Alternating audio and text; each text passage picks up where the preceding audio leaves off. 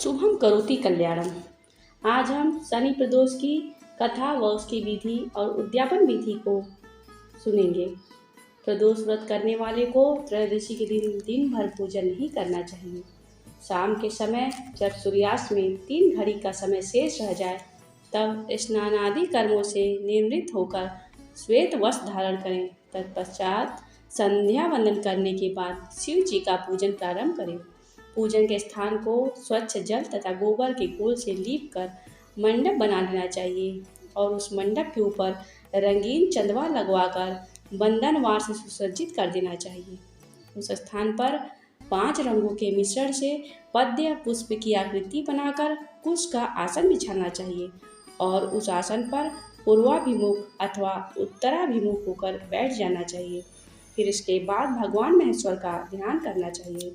ध्यान के समय एकाग्रचित्त होकर संकल्प करना चाहिए। हाथ जोड़कर मन में देवादिदेव शंकर का ध्यान करते हुए कहना चाहिए, हे शंकर जी, आप संपूर्ण पापों के नाश के निमित्त प्रसन्न होइए। शोक रूपी अग्नि में दग्ध संसार के भय से भयभीत एवं अनेक प्रकार के रोगों से आक्रांत इस अनाथ की आप रक्षा कीजिए।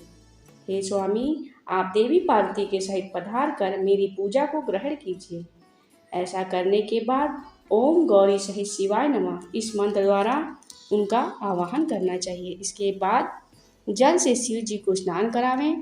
तत्पश्चात वस्त्र, यज्ञोपवीत, गंध, द्रव्य और आभूषण आदि अर्पित करें। पुष्पों में मंदार, कमल, कनेर, धतूरा और बेलपत्र चढ़ाना चाहिए। धूप दीप देकर खीर का नैवेद्य चढ़ावें अथवा शक्कर या गुड़ से युक्त मिष्ठान अर्पित करें। तत्पश्चात तांबूल आदि चढ़ाकर आरती करनी चाहिए। अंत में ओम नमः शिवाय मंत्र का 1000 जप करना चाहिए। पूजा की समाप्ति के बाद ब्राह्मण को भोजन कराकर यथाशक्ति दक्षिणा देनी चाहिए। शनि प्रदोष व्रत कथा। प्राचीन काल में एक नगर में एक सेठ रहते थे। सेठ जी के घर में हर प्रकार की सुख सुविधाएं थी, लेकिन संतान नहीं होने के कारण सेठ और जेठानी हमेशा दुखी रहते थे। काफ़ी सोच विचार करके सेठ जी ने अपना सारा काम नौकरों को सौंप दिया और खुद सेठानी के साथ तीर्थ यात्रा पर निकल पड़े। अपने नगर से बाहर निकलने पर उन्हें एक साधु मिले जो ध्यान में मग्न बैठे थे। सेठ जी ने सोचा क्यों न साधु से आशीर्वाद लेकर आगे की यात्रा की जाए। सेठ और सेठानी साधु के निकट बैठ गए। साधु ने जब आंखें खोली तो उन्हें ज्ञात हुआ कि सेठ और सेठानी काफ़ी समय से आशीर्वाद की प्रतीक्षा में बैठे हैं। साधु ने सेठ और सेठानी से कहा कि मैं तुम्हारा दुख जानता हूँ, तुम शनि प्रदोष का व्रत करो, इससे तुम्हें संतान सुख प्राप्त होगा। साधु ने सेठ सेठानी को प्रदोष व्रत की विधि भी बताई और शंकर भगवान की हिंद वंदना भी बताई। ये वंदना इस प्रकार है। हे रुद्रदेव श्री नमस्कार, शिव शंकर जगगुरु नमस्कार, हे नीलकंठ सुर नमस्कार, शशिमौली चंद्र सुख नमस्कार, हे उमाकांत सूर्य नमस्कार, उग्रत्व रूप मन नमस्कार, ईशान ईश प्रभु नमस्कार, विश्वेश्वर प्रभु शिव नमस्कार। दोनों साधु से आशीर्वाद लेकर तीर्थ यात्रा के लिए आगे चल पड़े। तीर्थ यात्रा से लौटने के बाद सेठ और सेठानी ने मिलकर शनि प्रदोष का व्रत किया, जिसके प्रभाव से उनके घर में एक सुंदर पुत्र का जन्म हुआ और उनका घर खुशियों से भर गया।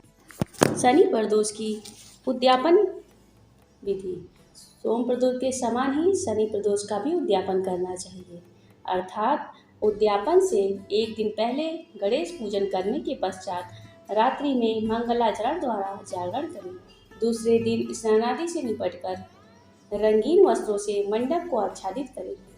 फिर उस मंडप के बीच में शिव पार्वती की मूर्ति स्थापित करके विधि पूर्वक पूजन करें।